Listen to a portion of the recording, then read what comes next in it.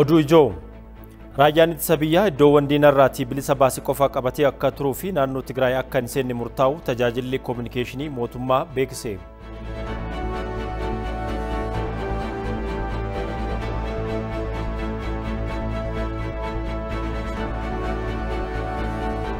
Biyyattiin injifannoo diinaa fi gamaa dippiloomaasiitiin argattee gamaa diinagdee fi siyaasaatiin cimsitee itti fufuu qabdi jedhamee marii Addis Wagirratti. Keenya kun televiziyoonii Itoophiyaa sagantaa afaan Oromooti. Oduu saatii kana waliin Antaaddasa Tarrafaati hanga xumuraatti nu waliin tura.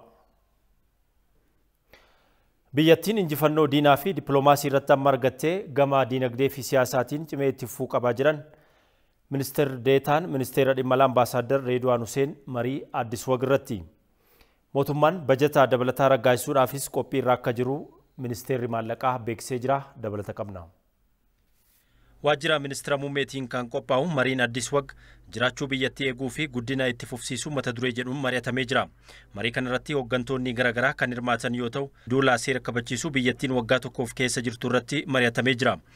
Biyyoonni lixaa tokko tokko fedhii Itoophiyaa diiguu qaban imala dheeraa deemaa turuu isaanii maricha irratti Ministeerri Tajaajila Koominikeeshinii Mootummaa Dr. Laggasa Tulluu fi Ministeer Deetaan Ministeera Dhimma Alaa Ambaasaadder Reedwaan Huseen ibsaniiru.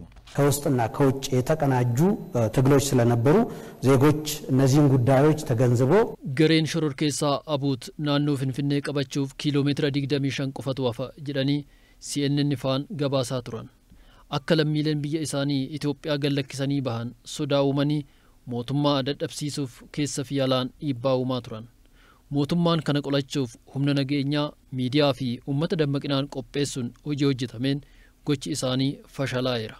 ከጀርባው ለሚዘውሩ ሀገሮች ከዋናው ተልእኮ ከዋናው ዩኤን ውስጥ በመውጣት ከጀርባው ላሉ የተወሰኑ ሀገሮች ፍላጎቶች ያደሩ akkuma beekamu dhaabbanni mootummoota gamtoomanii deeggarsa namummaa dhiyeessaa jedhama. Garuu isaan nurratti maal hojjechaa akka turan ifatti argineerra. Kaayyoon isaanii siyaasa ture. Biyyoonni lixaa isa duuba jiran hojii burjaajii uumuu hojjechaa turan. Nuti kana qolachuuf dippiloomaasii cimaa gaggeessaa turre. Biyyi keenya seenaa keessatti biyya dhiibbaa dippiloomaasii biyyoota lixaa injifattedha. Lammiileen Itoophiyaa rakkoo biyyattiin keessa seente keessaa ba'uudhaafis dura dhaabbachuuf gootummaadhaan garee shoror keessaa adda bilisa baasaa uummata Tigraay fi ergamtoota isaa qaanessuun danda'ameera. Kunis gama mootummaa fi uummataatiin qophiin dursaa akka taasifame maricha irratti dhiyaateera. በአንድ በኩል አስቀድመን የፈጠርናቸው ግንኙነቶች ምን አለ ተቀሙን ለማየት ሞክረናል። በርካታ ሀገሮች ከጎናችን ቆመው በተደጋጋሚ hojii dursa hojjenneen biyyoonni hedduun irra deebiin nu cinaa dhaabbataniiru. Dhimma Itoophiyaa takka Biraasiilsitti takka Jeenevaa fi Niiwuorkitti olii gadi fuudhanii gufachiisuuf yaalaniiru. Ta'us biyyoonni Itoophiyaa cina dhaabbatanis turaniiru. Duula qaamolee adda addaatiin Itoophiyaa irratti baname kana dandamachuudhaaf injifannoon dippiloomaasii galmaa'eera waan ta'eef fuulduraafis dhimma diinagdees ta'ee siyaasaa irratti waliin hojjechuun barbaachisaa akka ta'e yaadni dhiyaatee jira. አጎንብሶ የመመልከት ከንቀት የሚመነጭ የትዛዞችን መቋቋም ይቻል ነበረው። ውስጣችንም ሰላማችን አመተን ኢኮኖሚያችንም ራሳችን ተዋህደን ዶላራ ሚሊዮን ቶኮ ኑቲ ዮስኒፍ ከነነ dhimma keessan isin callisaa nuti qofti ni dubbanna warra jedhan turan tuffiidhaan nu ilaalaa turani. Ajaja isaanii waan dinnu ittiin fakkaanne amma hundumaa dandamannee keessoo keenyatti nagaa finneerra. Tumsi diiyaaspooraa dabalaa dhufeera. Nuti yoo walii galle gama siyaasaa fi dinagdeetiin qaawwa keenya cufannee dhiibbaan isaan nurraan gahan xiqqaataa deemaa jechuudha. Yoo waltaane humna cimaa hin tuqamne qabna. Sababa waraana kanaatiin miidhaan hedduu mudatus boorri dinagdee biyyattii irra caalaan biyyattii keessatti bu'uureffame waan ta'eef inuma daldala oomisha alatti erguutiin sharafni alaa fooyyeen argameera jedhan Ministeerri Maallaqaa Ahmed Shidee. በአጠቃላይ ከገቢ አንፃር የተወሰነ መቀዛቀዝ ይኖራል ዘንድሮ ማለት ነው። Gabaa ilaalchisee gabaan hanga tokko qabbanaa'eera. Alergiin gaarii dharaawwiin isaa carraa hojii uumuu waliin ol qabatee rakkoo bal'aatu jira. Garuu dinagdeen keenya rakkoo kana hunda dandamateera.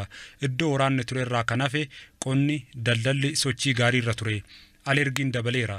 Sharafni alaas fooyyeen argameera. Sababa waraana kanaatiin miidhaa dinagdee biyyattii irra gahee dandamachiisuu fi deebisanii ijaaruuf akkasumas lammiilee buqqaan qe'ee isaaniitti deebisuudhaaf bajeta haaraa mana marii bakka bu'oota uummataaf dhiyeessuun raggaasisuuf qophiin xumuramuusaa ibsaa kennanii jiru Ministeerri Maallaqaa Ahmed Shidee.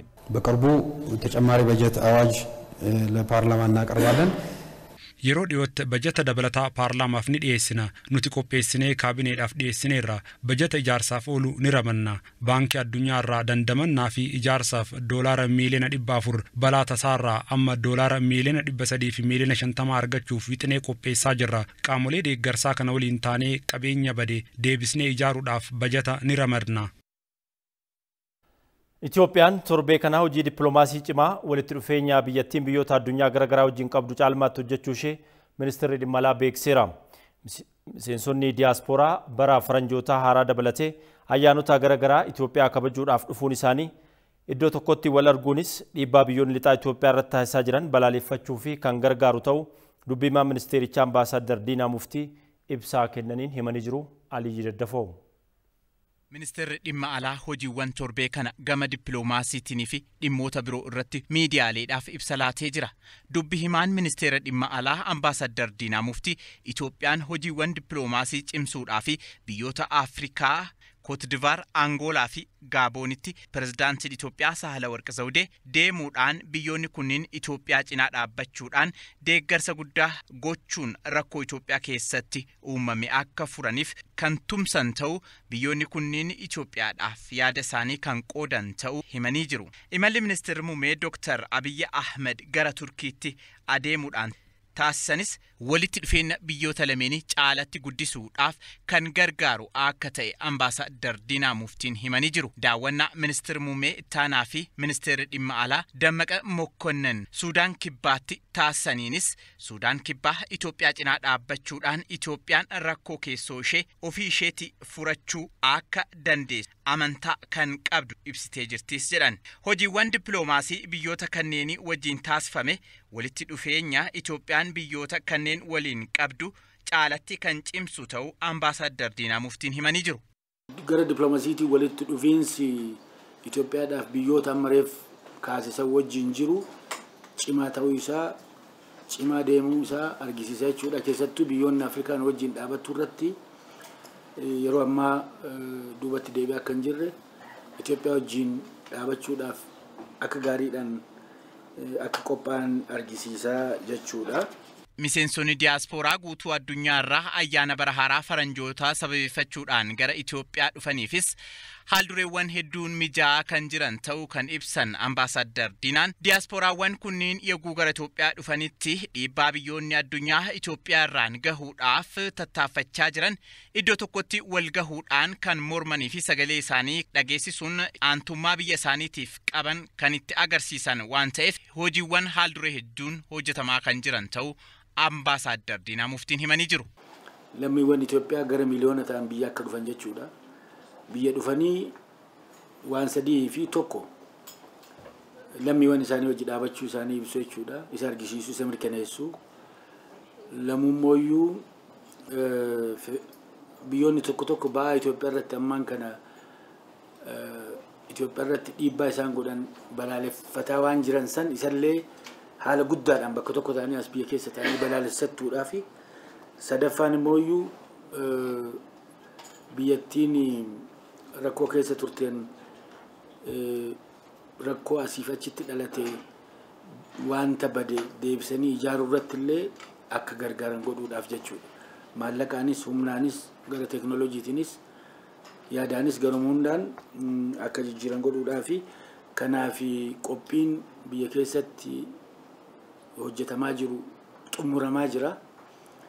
Diyaaspooraan dhaloota Itoophiyaa lammii Itoophiyaa qofa odoo hin taane lammiiwwan Kaaribiyaan ta'anis lammiiwwan warra gurraachaas warra Itoophiyaa gargaaru warra biraas warra ollaas warra Afrikaas qabatanii hin dhufan jedhamee yaadama.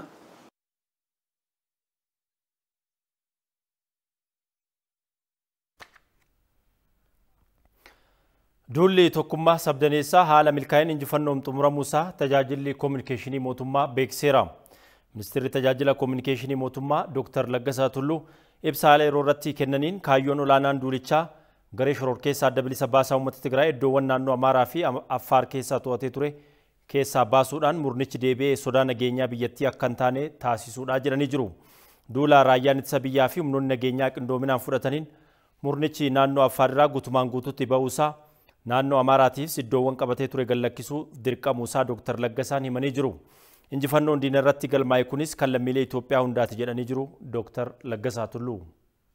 በዚህ ዘመቻ ኢትዮጵያና ኢትዮጵያውያን እንዳጠቃላይ አሸንፏል።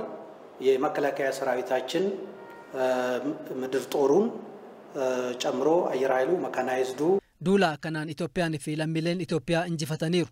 Raayyaan keenya humni lafoo humni qilleensaa mekaanaayizdiin komaandoon walumaagalatti injifannoo cululuqaa qalama warqeen barraa hojjetaniiru. Injifatoo ta'uu isaanii mirkaneessaniiru. Qaamoleen nageenya Amaaraa fi Affaaris gahee olaanaa bahataniiru. በአጠቃላይ ታላቅ ጀብድ የሰሩበትና በታሪክ ወርቃማ ሆኖ የሚጻፍ ስራ ሰርቷል። በዚህም አሸናፊነታቸውን አረጋግጧል። Raayyaan ittisa biyyaa amma iddoowwan to'atee qabatee akka turuu fi naannoo Tigraay akka hin seenne murtaa'uusaa Dr. Laggasaa Tulluu himaniiru. መከላከያ ኃይላችን በዘመቻ ለህብረ ብሔራዊ አንድነት በምስራቅ አማራና አፋር አካባቢዎች በአሸባሪው ኃይል የተወረሩ አካባቢዎችን ነፃ በማውጣት የመጀመሪያውን ግብ አሳክቶና ተልእኮውን አጠናቆ አሁን የያዛቸውን አካባቢዎች አጽንቶ እንዲቆይ ታዟል። Raayyaan keenya gootichi duula tokkummaa sabdaneessummaatiin ergamaa fi galmaa isa jalqabaa iddoolee baha Amaaraa fi Affaar murnichaan weeraramee qulqulleessuu injifannoon goolabeera. Achumaa to'atee akka turuufis ajajameera. Ka'umsi murtoo kanaas tokkoffaa rakkoo naannoo Tigraayitti mudate turerraa barachuun barbaachisaa ta'ee waan argameef mootummaan raayyaa ittisaa ajaja kaabaa naannoo Tigraay gara biraatti sochoosuuf wayitaa murteessee turetti uummatni Tigraay raayyaan nu eegaa jira. Nurraa hin fudhatinaa jedhanii turan. Fedhaa uummata Tigraay kabajee mootummaan murtoo sana wayitaa dhiisetti ammoo murni TPLF raayyaadhuma ajaja kaabaarratti haleellaa wayitaa raawwatetti murnichaa dhorkuu miti hin balaaleffanne. Tarkaanfii olaantummaa seera kabachiisuu mootummaan murnicha irratti fudhatames ummatichi gara jalqabaa kan deeggaree fakkaatus boodarra raayyaan keenya kutaalee hawaasa naannichaa keessaa namootaan duubarraa rukutameera. Kanaafuu raayyaa keenya balaarraa hambisuu fi dogongoroota wal fakkaatoo akkasii hambisuuf bifa qindaa'een ammoo wayitaa barbaachisetti tarkaanfii barbaachisaa fudhachuufi lammaffaa shiraa fi kiyyoo murni shororkeessaa kun qopheessetti seenuu dhiisuufi murnichi iddoolee weeraree turetti namoota waraana irratti du'aan harcaan hedduu fe'atee deemeera. Raayyaan hordofee naannicha kan seenu yoo ta'e raayyichaan ajjechaan duguuggaa sanyii akka raawwatametti hawaasa addunyaatti iyyuuf akka qophaa'e waan bira gahameef akkasumas ofiisaa bilisaa baasuuf waan qophaa'eef dhiibbaa dhaabbilee idil addunyaafis saaxilamuun waan hin barbaachifneef sadaffaa heeraa mootummaa hordofnee wayitaa birmadummaa biyyaa irratti aggaammiin gamasiin uumamuu hubanne qofa tarkaanfii barbaachisu fudhachuufi አስፈላጊውን እርምጃ የመውሰድ ህገ መንግስታዊ መብትና ግዴታ ያለው በመሆኑ ይህ ውሳኔ ሊወሰን ችሏል። Naannoo Oromiyaa iddoowwan garagaraatti haleellaa garee shororkeessaa shaneen raawwatuun miidhaa hawaasaa irra gahaa jiruu fi ittisuu fi naannicha nageenya waaraa buusuudhaafis mootummaan tarkaanfii olaantummaa seeraa kabachiisuu barbaachisaa ta'e fudhachaa jiru cimsee itti fufaa jedhan. በሌሎቹ ግንባሮች በተለይም አዶታ ቢሮት keessattu አዶታ waraana gara dhiyaan sosochii raayyaa fi kallattii mootummaa yeroo itti aanutti itti fufiinsaan kan beeksifnu ta'a. Murna shororkeessaa shaneen gaaga'ama hawaasarraa gahaa jiru dhaabuufis mootummaan murnicha irratti tarkaanfii cimaa fudhachaa jiru kan itti fufu ta'a. በአካባቢው ዘላቂ ሰላም ለማስፈን መንግስት አስፈላጊ እርምጃውን የመውሰዱን ስራ አጠናክሮ የሚቀጥል ይሆናል። Mariin biyyaalessaa yaadama hirmaannaa uummata bal'aa keessatti mul'atu akka qabu Yuunivarsiitii Harammayaatti barsiisaaf qorataan seenaa Dr. Rattaa Dhugumaa himan. Marichi bu'a qabeessa akka ta'u ilaalchotaa fi sabdaneessummaan yaadaas kan keessatti mirkanaa'u ta'uu qabaas jedhanii jiru. Awwal Hussein dubbiseera. Asked him to lead the Truth and Reconciliation Commission. Biyyoonni garagaraa madaa fi waldhabdee keessoo isaanii marii fi araaraan waldhaanuun fayyisaniiru. Gama kanaan biyyoota Afrikaa keessaa Afrikaan kibbaa fi Rwaandaan fakkeenyummaan kanneen kaanidha. Biyyoota Laatiin Ameerikaa keessaayis waliigalteen mootummaa Kolumbiyaa fi gareen FARC taasisan kan eeramudha. Biyyoonni kunneen seeneffama jallataa fi rakkoolee turan araaraa fi mariin qajeelchuun marabbaa biyyaalessaa uumaniiru. Itoophiyaattis waggoota dhiyeenyaa keessa dhimmi marii biyyaalessaa ka'aa tureera. Tibbana ammoo komishinii marii biyyaalessaa hundeessuuf haaldureen kan xumurame yoo ta'u manni marii bakka bu'oota uummataas akka raggaa'isu eegama. Dhimma kana ilaalchisuun ETV Afaan Oromoo wajjin turtii kan taasisan Yuunivarsiitii Haramayaatti barsiisaa fi qorataan seenaa Dr. Rattaa Dhugumaa rakkoon Itoophiyaa inni ijoon ijaarsa biyyaa wajjin ol qabatee dhimmoota bu'uuraa irratti waliigalteen jiraachuu dhabuu eeraniiru. Mariin yaadame kunis jalqaba hirmaannaa uummataaf iddoo olaanaa kennuun hirmaannaan uummataa kan keessatti mirkanaa'u ta'uu qaba jedhan. Hawaasarraa ka'a. An akka yaada kootitti. Hawaasnis yaa'u garee bakka isa bu'u sanas kan bakka godhatus isa. Gubbaadhaa gaditti fiduudhaa osoo hin ta'in jalaa ol agartee top down approach osoo hin ta'in akkuma aadaa biyya keenyatiin amma hawaasni keenya hin mari'ata. Fayyisuudhaaf reconciliationii fiduudhaaf qaama muraasa kan ta'e yookaan ilitoota qofa ta'uu hin qabu. Akkasittiin waliigaltee fayyaalessa fiduun ni danda'ama jedhee yaada. Otherwise ilitii qofa yookaan namoota babbaratan namoota paartii muraasa maal hoo ta'e agartee bu'uura jabaan qabaatu jechuudha. Araara fiduudhaaf sadarkaa biyyaalessaatti.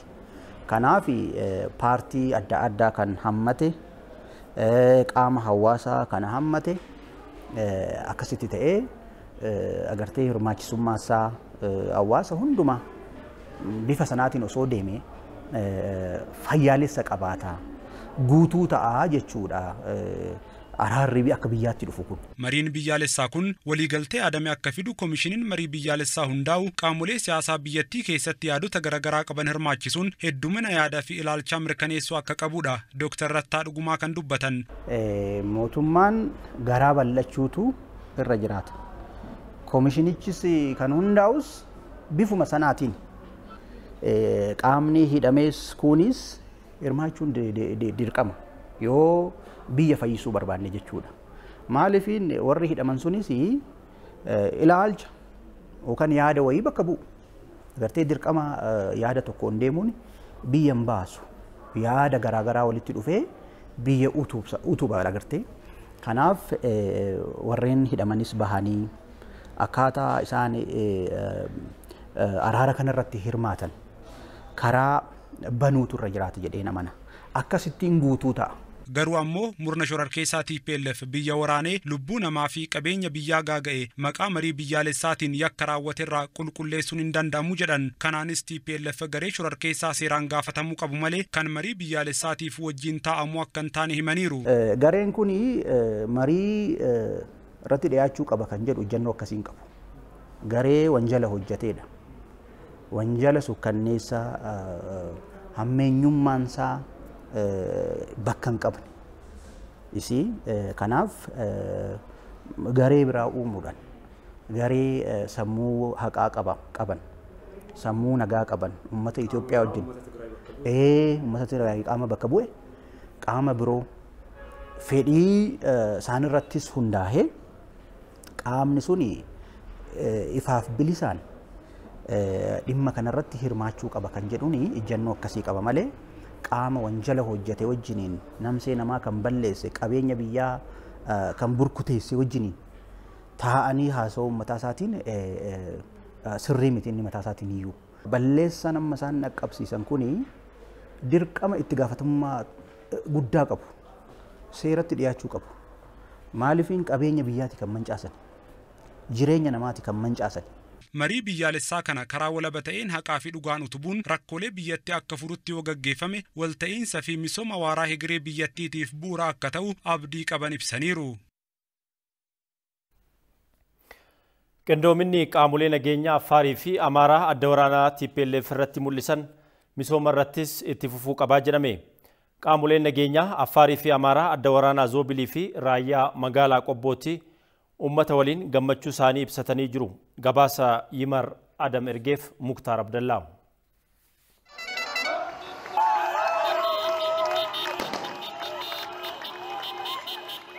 Murni shororkaa TPLF naannoo Affaar keessa akka ba'uuf raayyaa ittisaa waliin ta'uun gochaan gootummaa qaamoleen nageenyaa Affaar hojjetan guddaa ta'uun ni yaadatama.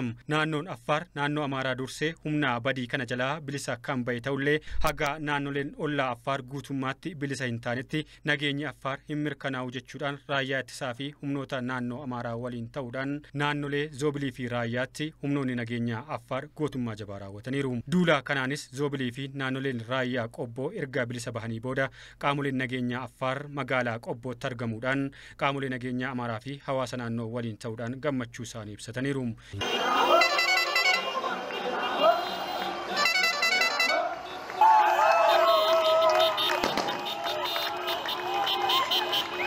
duula naannolee Zoobilii fi Raayyaa Qobbootti taasifameen humnoonni nageenya Affaarii fi Amaaraa qindoominaan hojjechaa turuu qindeessaan koomaand poostii adda waraanaa Zoobil Kadir Mustafaa himaniiru.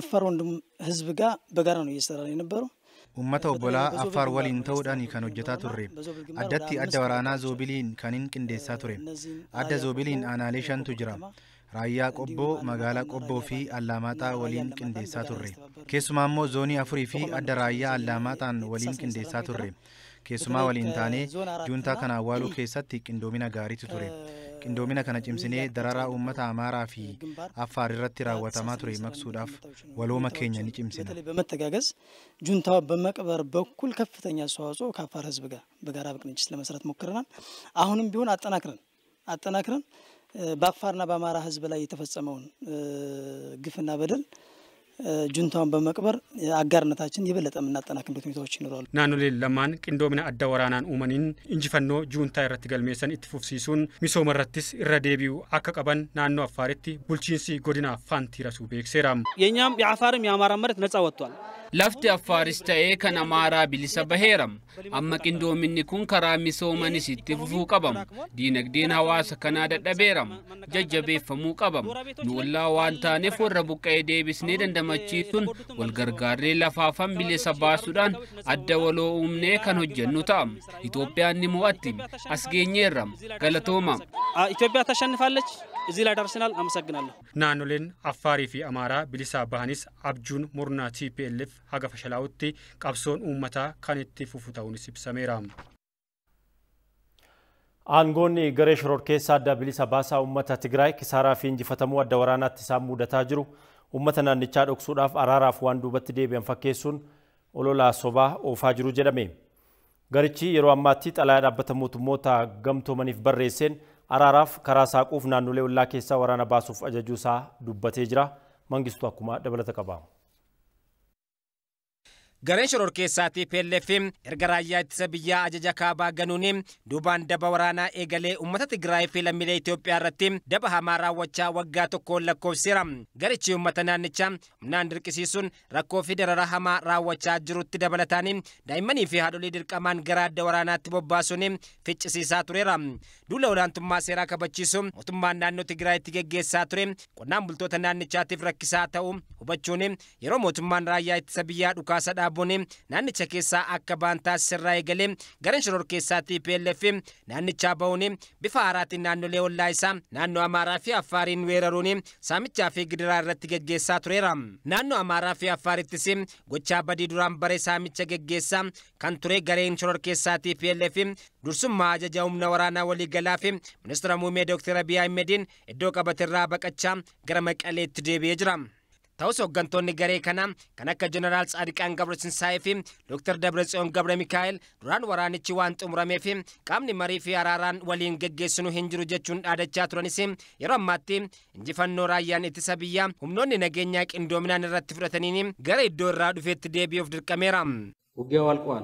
Waraanni xumurameera kanaan booda magaalaan isin baraartan hin jiru du'a bu'aa hin qabne irraa of baraaraa harka keessan humnoota Tigraayitti kennadhaa ልቡ ከሰን በራራ እጃቸውን ለሰራዊታችን ስጡ ጦርነቱ ያለቀ ነው ወራን ጡምራሜ ጅራ ከናፉ ወራን ጡምራሜ ዋንጅሩፍ ኤኙ ወጅን ማሪያና gareen kun sobaa fi olola duraanitti bare amma sitti fufee kan jiru yoo ta'u injifatamuun kisaaraa guddaaf saaxilamaa akkasumas naannolee qabate gadhiisuun duubatti deebaa osoo jiru marii nageenyaaf jecha duubatti kan deebi'ee fakkeessuun miidiyaalee alaatti olola oofaa jira.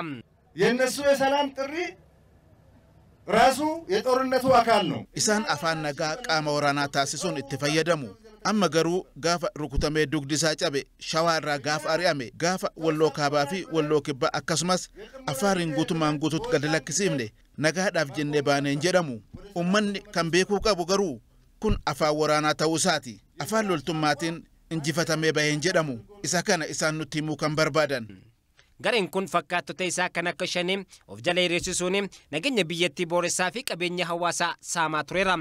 Naannoo Oromiyaa keessatti garee shoror keessaa shanii akkuma TPLF qabeenya hawaasaa saamaa kan ture yoo ta'u godina Wallaggaa lixaa aanaa Najjoo keessattis tarkaanfii mootummaan fudhateen qabeenyaan hawaasaa deebi'uu danda'eera. Aanaa baay'eetti humna shoror keessaa kana irratti tarkaanfii fudhachuun bal'inaan jechuudha. Xiyyeeffannaa guddaadhaan godina keenya keessatti yeroo ammaatti hojjetamaa jira jechuudha. Bakka bal'inaan isaan gandoota diiganii iddoo bu'uura godhatan irratti xiyyeeffachuudhaan hojiin hojjetamaa jira. Humni kun akka inni rukutamu akka inni booji'amu godhamaa jira jechuudha. Kana qofatu hin taane dargaggoonni otoo hin hubatiin humna shororkeessaa kanatti dabalaman miidhamuu hin qabanii kan jedhuun karaa adda ta'een waamichi godhamee fi dargaggoonni 300 ol abaaboo shanee keessaa badanii akka isaan harka kennatan. Yeroo ammaattis mootummaan tarkaanfii garee shororkeessaatii PLF irratti fudhataa jiruun naannolee garichaan weeraramanii turan bilisa baasaa imala isaa gara fuulduraatti taasisaa jiru itti fufee jira. Garichi naannoo weeraraan qabatee turettis saamichaa fi miidhaa guddaa qabeenyaa mootummaa fi hawaasaa irra qaqqabsiisaa kan ture yoo ta'u, hawaasni naannoowwan garicharraa bilisa ba'an keessatti argamanis gammachuu isaanii ibsachaa jiru.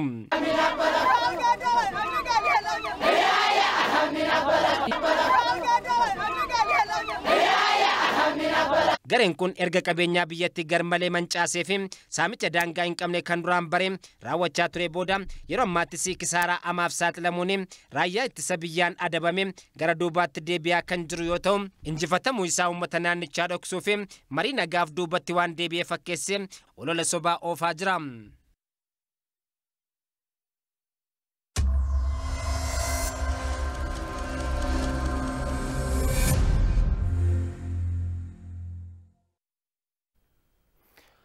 daawwattoota amma immoo milluutu isiniif dhiyaata. Milluu har'aatiin Abdulnaasir Jamaal istiidiyootti argamee jira. Isa wajjin turtii kan taasifnu ta'a.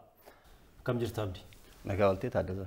Ayyee egaa baga nagaan dhuftee mee har'aa milluu daawwattootaaf waan qabattee itti fufuu dandeessa? Ayyee galatoomii akkuma kaasuuf yaaltetti keessattuu milluu tibbanaa keenya har'aatiin dhimmoota miidiyaalee hawaasaa irratti akkasumas miidiyaalee garaagaraa irratti jechuudha waa'ee Itoophiyaa maal akka jedhan ilaaluuf yaallee jirra dhimmoota tokko tokko. Dhimmoota kanneen keessaa adda durummaan kanan qabadhe waa'ee gareen shororkeessaa TPLF keessattuu finciltoonni hidhattoonni garee kanaa jechuudha naannolee Amaaraa keessatti yakka garaagaraa hojjetanii jiranii yakka isaan hojjetan keessaa tokko yakka gudeeddii dubartoota irratti kan raawwatanidha jechuudha. Yakka kana qoratee kan baase yookiin namoota naannoo isaanii dubbisuudhaan wabeeffachuudhaan kan gabaase BBCdha. Maal jedha finciltoonni garee shororkeessaa dubartoota 147 irratti jechuudha. Hooggantoota naannawaalee dubbisee kan hojjetedha. Raawwatanii jiran dubartoota 147 irratti jechuudha. Dubartoota kana keessa daa'imman umrii 18 gadii fi akkasumas dubartoonni ulfaallee akka jiranidha kan kaase jechuudha. Kanaan wal qabatee keessattuu akka fakkeenyaatti dubartii akka fakkeenya fudhateetti kan kaase dubartii tana ganna 50 haadha yookiin ganna 50 taate kana ilma ishee biratti jechuudha. Garee nama finciltoonni garee kanaa jechuudha. Nama jahataniiti jechuudha kan gudeedanidha jechuudha. Walumaa galatti kun maal agarsiisa? Gareen kun naannoo Amaaraas ta'ee naannoo Affaar bakkee weeraraan qabatetti jechuudha. Yakka gudeeddii garaagaraa akka raawwate kan agarsiisudha jechuudha. Walumaa galatti kun ammoo dhiibbaa xinsammuulee lammiilee garaagaraa irratti akka qabsiise daran kan agarsiisudha jechuudha. Yeroo baay'ee miidiyaaleen hin gabaasanii egaa BBC'n kana qabatee baheera. BBC'n keessattuu BBC'n afaan Oromoo kana qabatee bahee jira. Walumaa galatti hojiin kun ganaadha kan itti fufuudha. Amma naannoo muraasa irratti qorannoon kun kan qoratamedha. Qorannoo qondaaltonni yookiin waajjirri dhimma dubartootaa fi daa'immanii godina tokko jechuudha hojii qorannoodhaan hojjete BBC'n kana akka wanni itti wabeeffateeti kan gabaabse. Kanaa oli ta'uu danda'a jechuudha. Yakki inni keessattuu gudeeddii dubartootaa irratti raawwate jechuudha. Yakka kana qofaa miti jechuudha. Wantoota garaagaraallee yakkoota garaagaraa akka hojjetaa turedha garicha jechuudha. Haga naannolee kanneen weeraraan qabatetti jechuudha. Dhimmoonni keenya lammaffaan jechuudha miidiyaalee hawaasaa keessattuu Addis Standard akkasumas miidiyaalee hawaasaa kan akka Tiwiitarii irratti deemaa turan laalli keessa koongireesonni Ameerikaa lama jechuudha dhageettii guddaa qaban dhimma Itoophiyaa irratti jechuudha. Xalayaa pirezidaantii yookiin bulchiinsa Joo Baayidaniif barreessanii jirani. Dhimmichis keessattuu daldala gabaa bilisaa jechuudha kan agawaa keessaa Ameerikaan gurtee turte gara daldala kanaatti yookiin gabaa kanaatti Itoophiyaan akka deebitu xalayaan gaafatanii jirani. Koongireesonni kunniin koongireesii Keren Baas nama jedhamuu fi seenetar Hoolambaas nama jedhamanidha. Namoonni kunniin jechuudha xalayaadhaan gaafatanii jiranii. Keessattuu diinagdee yookiin daldala kana keessa Itoophiyaan ugguramuun isaanii adda durummaan namoota carraa kanarraa yookiin gabaa kanarraa fayyadamaa ta'an dargaggootaa fi dubartoota akka miidhaman kaasee jira. Lammaffaa immoo biyyattii waraanaan miidhamtee uggura akkanaa kanaan miidhuudhaan diinagdee biyyattii sababa waraanaatiin laaffatee ture daran laamshessuu danda'a waan ta'eef dhimmi kun irra deebiidhaan akka ilaalamu akka wal'aanamu murtee bulchiinsi Joo Baayiden murteessa kanallee irra deebiidhaan laalee murtee kana akka sirreessu gaafatanii jiran jechuudha. Namoonni hedduunis dhimma kana walirraa fuudhanii keessattuu koongireessonni kunniin lamaan Keerambaasii fi Hoolambaas kana gochuu isaanii baay'ee galateeffataa jiran jechuudha. Inni sadaffaarratti kan laalle dhimmootuma tibba kana miiltowwan kennallee kaasaa turan waa'ee homecoming jechuudha. Hawaasa diiyaaspooraa akkuma tibba darbe jechuudha waamichi ministeerri muummee hawaasni diiyaaspooraa miliyoonni tokko gara biyyaa akka dhufaniif waamicha taasisan irratti hundaa'uudhaan lammiileen hedduun dhalattoonni akkasumas michuuwwan Itoophiyaa ta'an gara biyyaa dhufuudhaaf haal duree garaagaraa taasisaa jiranii. Kanaan wal qabateellee namoonni hedduun gara biyyaa seenaa kan jiranidha jechuudha. Jalqabanii jiranii namoonni silaa waamichi taasifamee fi olitti illee ni dhufa jedhamee kan eeggamaa jiru kanaan wal qabatee jechuudha. Yeroo gara biyyaalee dhufan wantoota garaagaraa keessattuu sababoota garaagaraan biyyattiin amma miidhamtee jirti. Lammiileen hedduulleen sababa waraanaa keessattuu kaaba biyyattiitti baay'ee miidhamanii jiran jechuudha. Wantoota lammiilee kanneen gargaaruu danda'an akkasumas miseensota raayyaa ittisaa biyyaa jechuudha. Waraana keessatti miidhaman jechuudha wantoota gargaaruu danda'u keessattuu qorichoota garaagaraa qabatanii ni dhufan jedhamanii eegama. Kanaan wal qabate keessattuu hawaasa diiyaaspooraa gara biyyaa dhufan kana gama carraa hojiiwwan investimentii akkasumas hojiiwwan misoomaa garaagaraas qophaa'aa kan jiruu fi kanarratti akka hirmaataniifillee dirreen yookiin haalli mijaawaa kan jirudha jechuudha kan odeeffanne jechuudha. Dhimmoonni mil'uu kenna har'aaf qabanne kanuma fakkaata taadde. Abdulnaasir Jamaal galatoomi. Daawwattoota oduu taanutti hin darbaamu. Humni isaanii tarkaanfii cimaa raayyaa ittisa biyyaa Itoophiyaa irratti fudhateen garmalee dadhabee gara Tigraayitti deebi'uuf dirqamuu isaa ajajaan waraanaa murnaa shororkeessaa adda bilisa baasaa uummata Tigraay Jeneraal Tsaadqaan Gabratinsaay barruu Niiwuork Taayims irratti himanii jiru. Taammana Girmaa dabalata qaba. Hirreen tokkummaa Itoophiyaanotaa hooggantoota garee shororkeessaa TPLF fi biyyoota deeggartoota garichaa ta'an kan qabanii fi gadi lakkisan isaan wallaalchiseera. Gootonni humna raayyaa ittisa biyyaa fi qaamoleen tasgabbii naannolee tokko ta'uudhaan murtii ji'a tokko hin guunne keessatti garee shororkeessaa TPLF naannoo Amaaraa fi Affaar keessaa duguuganii baasaniiru. Wayita kun ta'utti tooftaa lolaatiif jecha duubatti deebine jechuudhaan uummata goyyoomsaa kan turan hooggantoonni garee shororkeessaa TPLF wayita ammaa kana ibiddi isaan qabsiisan hanga qe'ee isaanitti kan isaan biraa hin hafne ta'uu waan hubataniif dhugaa jiru amanuuf kan dirqaman fakkaata. Isa kanaaf ragaa ta'uu kan danda'u ammoo odeeffannoo The New York Times baasedha. Ajajaa humna waraanaa garee shororkeessaa TPLF kan ta'e Tsaadqaan Gabratinsaay waliin gaafiif deebii taasiseen qindoominni roga maraa humna raayyaa ittisa biyyaa Itoophiyaa kufaatii garee shororkeessaa TPLFiif sababa ta'uu mirkaneesseera jedha The New York Times.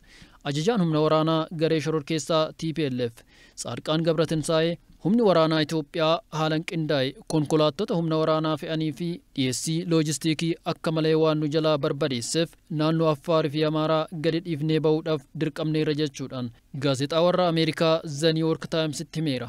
Tsaadqaan Gabratinsaay ji'ootan dura waa'ee marii nageenyaa wayita gaafatamutti waraanni dhumeeraa eenyu waliin marii nagayaa teenya jedhee dubbachuunsaa ni yaadatama. ጦርነቱ ያለቀ ወራንቺ ጡሙራማ ጅራ ኤኙ ወጂን መሪያና ከማን ጋር ነው የምንደራደረው?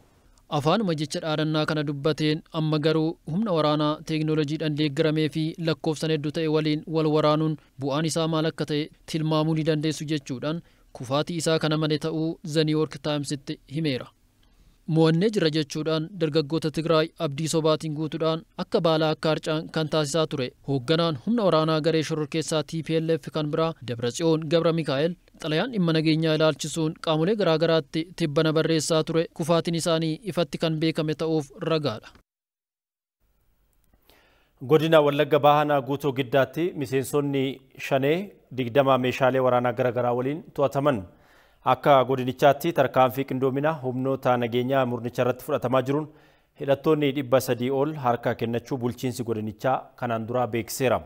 Gabaasa waajjira dhimmoota kominikeeshinii mootummaa godina Wallagga Bahanuuf erge Ababaayoo Kafanii dhiyeessa. Godina Wallagga Bahanaa guutuu giddaatti miseensonni murna shororkeessaa shanee meeshaalee waraanaa gosa adda addaa waliin to'atamaniiru. Miseensota shanee baay'inni isaanii xiqqaatti gara nama 20 kan ta'an to'atamanii kan jiran ta'uu isaanii fi isaan waliin kan qabame meeshaa waraanaa kilaashiin 17 meeshaan bodattafaa 11 waliigala meeshaawwan 28 to'atamanii kan jiran ta'uu isaaniiti. Akkasumas qarshiin 21,000 hawaasarraa dararanii kan isaan saamaa turan yeroo ammaa kana to'atamee kan jiru ta'uu isaati qarshiin 21,000. Akkasumas uffata militarii humna addaa kan milishaa hidhannoo adda addaa GPS kaartaa keessan maganaanyaa fakkeessanillee kan ittiin uummata saamaa turan kan to'atamee jiru ta'uu isaati. Akkuma waliigalaatti uummata sabaaf sablammoota walitti buusanii sabaaf sablammii baay'ee kan buqqa'e ta'uusaa. Miseensota murnichaa to'ataman kanneen keessa torba fedhii isaaniitiin waamicha mootummaan taasise fudhachuun harka kennachuu saajin olaanaa katamaa himaniiru. Daandii misoomaa filachuu isaanii miseensotni harka kennatanis dhugaa bahaniiru. Abbaan gadaa sun harka laatee jira, tuunis harka laatee jirti, innis harka laatee jira jedhee harka na kennisiisee fideen foolisa keenya foolisa oromoo harka seenee nagaan bashannanatti jiraatu jiraan jedhan. Miidhuma uummata kanaa ogizee ilaaltu baay'ee si jibbisiisa. Oromoo mukeetu baay'ee si jibbisiisaa jechuudha. Meeshaa sana gara waraana mootummaatti finnee kanneen jechuudha. Fedha keenyaan manguddoodhaa wajjin finnee itti laannee jechuudha. Dogoggora keenya kaafannee meeshaa kana gara mootummaatti geessinee laachuu qabnaa kan jedhuuni dhaynee mootummaatti harka laattannee wanni tokkollee karaa nagaatiin laattannee jechuudha. Duraan dursa hojiin koo ani konkolaachisaa mana abbaa qabeenyaa kan hojjedhudha jechuudha. Dirqama wanta kana natti laatame uffadhu biyya kee eeginaan jedhame. Gaafa natti laatamu wanta kana harkaa fuudheera wanta kana uffadheeras hin bobbaane isaan faana immoo hawaasa keenya keessan ture jechuudha. Kanaaf waan nama godhame kun dogoggora guddaadha. Qeerroon baay'eenis ni jiru. Waan nama raawwate kun hawaasa keenyaafis qeerroo keenyaafis miidhaa fideera. Wanta harka jirtu immoo meeshaa kilaashii tokko immoo fedha koodhaan iddoo akkasii jira jedhee itti mee poolisoonni dhaqanii fuudhaniiru jechuudha. Walumaa galatti godina Wallagga Bahaatti tarkaanfii qindoomina humnoota nageenyaan murnicha irratti fudhatamaa jiruun miseensotni murnichaa hedduun barbadaa'u 300 ol ammoo harkaa kennachuu bulchiinsi godinichaas beeksiseera. Aanaa baay'eetti humna shororkeessaa kana irratti tarkaanfii fudhachuun bal'inaan jechuudha. Xiyyeeffannaa guddaadhaan godina keenya keessatti yeroo ammaatti hojjetamaa jira jechuudha. Bakka bal'inaan isaan gandoota diiganii iddoo bu'uura godhatan irratti xiyyeeffachuudhaan hojiin hojjetamaa jira. Humni kun akka inni rukutamu akka inni booji'amu godhamaa jira jechuudha. Kana qofatu hin taane dargaggoonni otoo hin hubatiin humna shororkeessaa kanatti dabalaman miidhamuu hin qabanii kan jedhuun karaa adda ta'een waamichi godhamee fi dargaggoonni 300 ol abaaboo shanee keessaa badanii akka isaan harka kennatan godhamee jira jechuudha. Dhiibbaa diinagdee jalaa ba'uufis ta'ee oomishtummaa qonnaa guddisuudhaaf keessumaayyuu misooma qamadii jallisii qixa galma biyyi barbaaddu milkeessuun murteessaa ta'uu ministeerri qonnaa beekseera. Baranaa qamadii jallisii bona lafa hektaara 400,000 akka biyyaatti misoomaa jirurraati callaan kumtaala miliyoona 20 kan abdatamu ta'uunis himamee jira. Teediroos Tolaa. Qixuma humni raayyaa ittisa biyyaa adda waraanaatti bahuun birmadummaa biyya isaatiif falmataa jiruun dirree misoomaa gama qonnaatiinis qamadiin jallisii yeroo bonaatiin misoomuufis kaayyoo hiree biyya ceesisuu jechuun xiyyeeffannoodhaan hojjetamaa jira.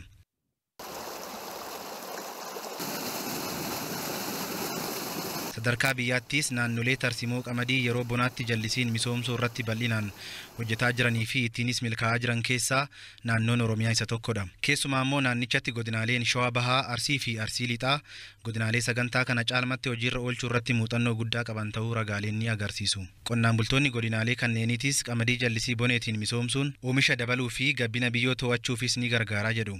Muuxannoo isaaniitirraa ka'uun bu'aa argataatii jiraachuu isaaniillee dubbataniiru. Ataakilta adda addaa facaafame dinnicha dhaabataa turre. Bara dhingaddaa irraa qamadii facaafanne qamadii galeenjii ergine qamadiin kunuun ta'aa jedhaa turre. Hintoo jedhaa iyyuu turre. Hin facaafne hin arganne akka bishaan arganne. Daabboo nyaachaa jirra.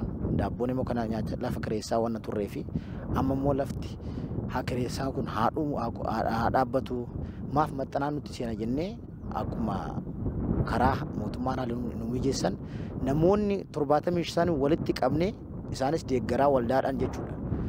deeggara amma gara oomisha qamadiitti seenneerra. Qonnaan bultoonni kunniin adeemsa hojii oomisha qamadii kanarratti galteewwan dhiyaataniif gahaa ta'uu baatanis hanguma argatanitti itti fayyadamaatii jiraachuu kilaasteraan oomishuu dabalatees teknoolojii qonnaa oomisha dabalanittis sirnaan fayyadamaatii jiraachuu himaniiru. Qophiirra bakka amma facaasaallee jira. Bishaanillee barreen gaddaarra baran shaggaan jiraachaa jira. Ogeessonni misooma qonnaas deeggarsa ogummaa itti dhiyeenya fi yeroo yeroon qonnaan bultootaaf laachaatii jiraachuu ibsuun akkasumas hojimaatni teeknooloojii qonnaa fi tooftaalee maddoota bishaanii jiranitti haalan fayyadamuun qonnaan bultootaa fooyyaatii dhufuu ibsaniiru. Dhiyeessiidhaan wal qabatee haalli tana dura jiru gaariidha jechuudha. Gama mootummaatiin paampiiwwan gurguddoon dhiyaatee fi jira jechuudha ganda kanaaf akkasumas dhiyeessiin callaa guddistuu adda addaas sanyii filatamaa fi xaa'oo yuuriyaa dhiyaatee jira jechuudha bifa gahaa ta'een. Sadarkaa humni carraa oomishtummaa qamadii jallisiin oomishuu irratti jiruunii fi galma biyyattiin inisheetiivii qamadii alarraa galuu hambisuu fi sharafa biyya alaa kanaaf baaftu hir'isuudhaaf qabame milkeessuufis xiyyeeffannoodhaan hojjetamaatii akka jirutu himame. Kanaafis qonnaan bultoota xiyyeeffannoodhaan tumsuuf dhiyeessii galteewwan oomisha qonnaa irrattii fi deeggarsi barbaachisaanis sadarkaalee godinaalee Oromiyaatti dhiyaachaa fi jiraachuunis eerameera. Godinaalee Shawaa Bahaa, Arsii fi Arsii Lixaatti deeggarsi loojistikii fi ogummaa mootummaa naannoo fi federaalaan kennamaatii jirus jajjabeessaa ta'utu ibsame. Muuxannoon qamadii jallisii bonaatiin misoomsuu dhiheenya kana baratamaa dhufe kunis bu'aa qabatamaa oomisha qamadii hektaara tokkorraa hanga kuntaala 31tti ol guddisuu akka danda'u ka ibsan ammoo Ejensii Tiraansformeeshinii Qonna Federaalaatti qorataa olaanaa misooma midhaanii Dr. Taayyee Tasammaati. Bal'ina lafaa dabaluudha. Inni lammaffaa ammoo oomishtummaa isa productivity jennu kana. Hektaara tokkotti kan irraa galchuu dandeenyu. Amma sadarkaa kuntaala 31 hektaaran kan argannu kana caalchisnee gara 35tti gara 40tti dabaluu qabnaadha. Waggoota lamaan sadan darbanittis qamadii alarraa galuu hambisuudhaaf carraaqqiin eegalamuun bu'aanis argamaatii jiraachuu ministeerri qonnaa beeksiseera.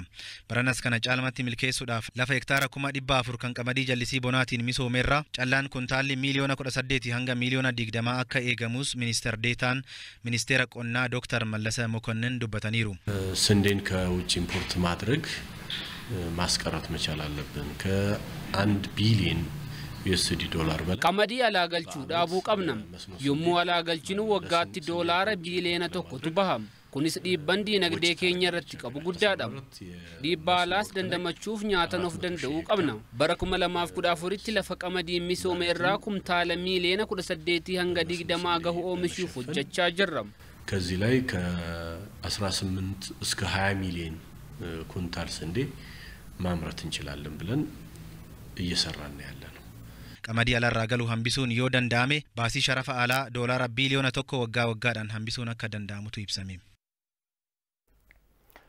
Kan daawwataa jirtan televezyiinii Itoophiyaati kabajamtoota daawwattoota keenya amma immoo oduu biizinasii isinii dhiyaata Alii Daddafoo istiidiyootti argamee jira. Akkam jirta Alii? Akkam nagaa taadde. Turtii gaarii siif haa ta'u. Tole galatoo.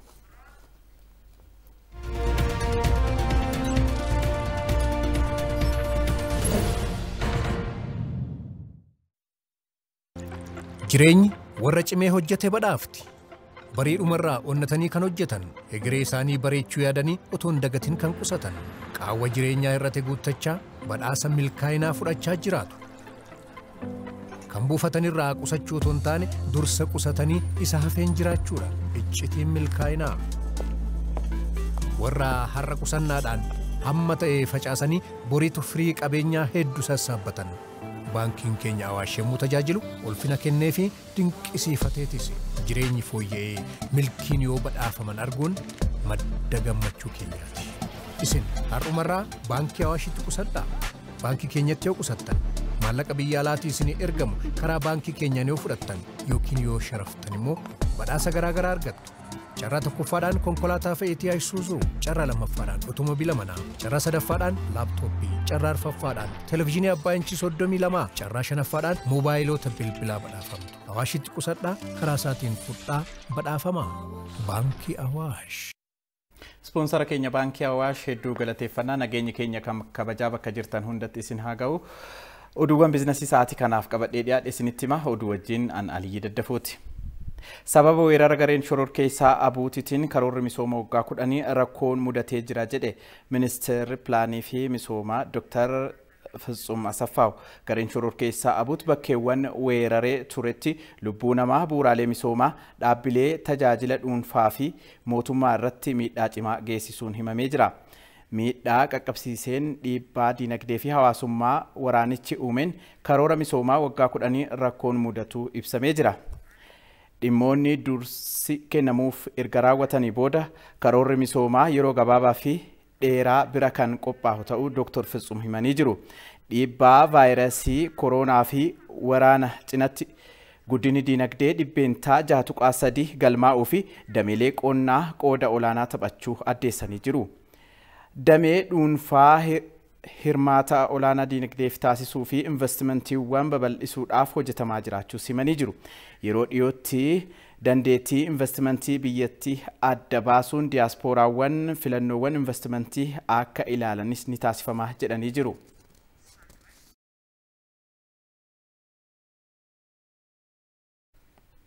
Gareen shororkeessaa abuut baankiiwwan daldala Itoophiyaa irratti miidhaawwan kan qaqqabsiise keessaa dameeleen baankichaa 40 hojii eegaluu pirezidaantiin baankii daldala Itoophiyaa obbo Abdii Saanoo beeksisan. Gareen shororkeessaa abuut iddoowwan weeraraan qabatee ture dameewwan baankichaa 238 irratti qabeenya baankichaa saamuu fi barbadeessuu baankichi beeksisuun yaadatama. Dameewwan baankichaa 40 hojii eegalanii fi baankonni 20 immoo torbee dhufu hojii akka seenaniif qophiiwwan kan xumuraman ta'us himamee jira.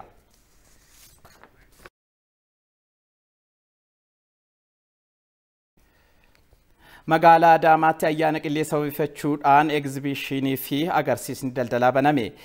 Egzibiishinii fi agarsiisni daldalaa kun qopheessummaa Federeeshinii Dubartoota Naannoo Oromiyaatiin kan qophaa'e yoo ta'u, egzibiishinii fi agarsiisa daldalaa kun mata duree deeggarsa dubartootaa guddina biyyaatiif jedhuun magaalaa Adaamaatti kan calqabame. Duula birmadummaa biyyaa kabachiisuun cinatti dinagdee utubuudhaan dirqama waan ta'eef dubartoonni gahee isaanii baachuu akka qaban pirezidaantiin Federeeshinii Dubartoota Naannoo Oromiyaa Aadde Askaale Lammaa himanii jiru. Agarsiisni daldalaa kun caalmatti fayyadamummaa dubartootaa guddisuudhaaf baazaarichi banamee jira jedhan.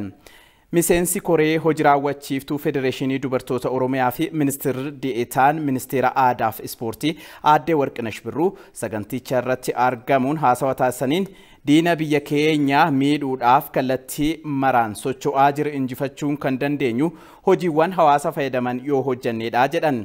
Jiraattonni magaalaa Adaamaattis carraa kanatti fayyadamuu akka qabaatan dhaamanii jiru. Baazaarichi hanga jala bultii ayyaana qilleetti itti fufaa jedhamee jira. Egaa daawwattoota keenya oduuwwan biizinasii har'aaf jedhee kana fakkaata ture gara Taaddaseetti isin dabarsa. Taaddasee oduu har'aaf fixeera. Galatoome Aliyyi. Tole. Dhufe silaalu, dhufe silaalu, dhufe silaalu. Biyya qilleensinsi, biyya bishaansi, biyya midhaansiidha, biyya yuucaalu.